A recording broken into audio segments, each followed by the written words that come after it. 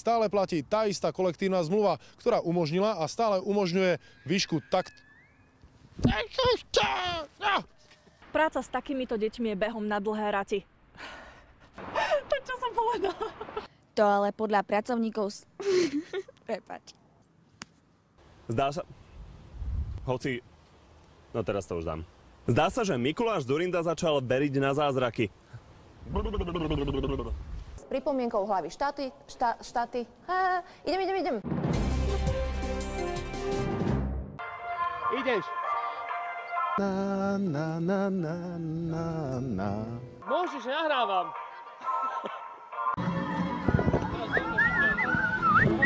Marek Nenčák, televízia Markíza. Práve teraz sa tam dejú zaujímavé veci.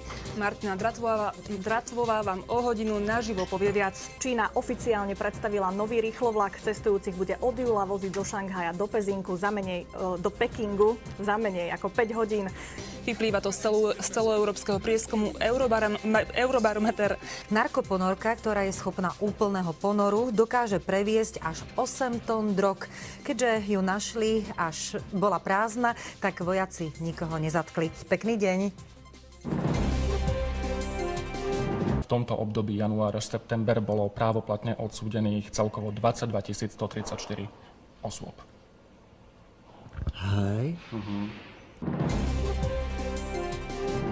Stačí, ak navštívite Čaplovičovú knižnicu v Dolnom Kubíne a medzi takmer 91 584 knihami nájdete dve, ktoré sa venujú výrobe zlata a ono si jednoducho vyrobíte, pretože vyrobiť zlato je jednoduché. Stačí, ak budete mať koreň mandragory, potom Quinta selecta. Odborníci na zdravú výživu a lekári takémuto jesennému hodovaniu s kačicami a lokšami a husami a neviem čím ešte všetkým.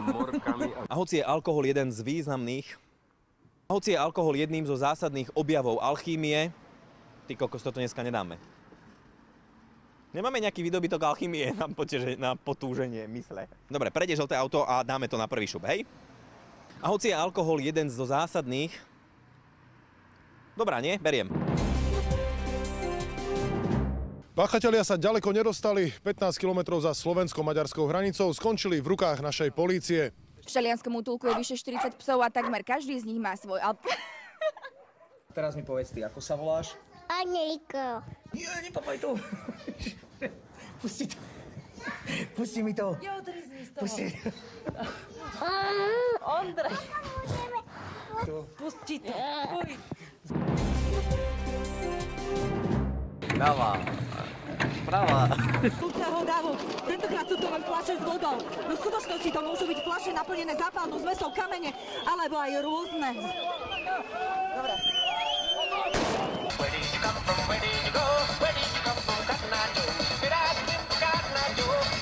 Prepáčte, že ja sa musím sústrediť na každú jednu vec, mne to nejde prirodzene. Keď sa otočím, tak už neviem, čo mám hovoriť.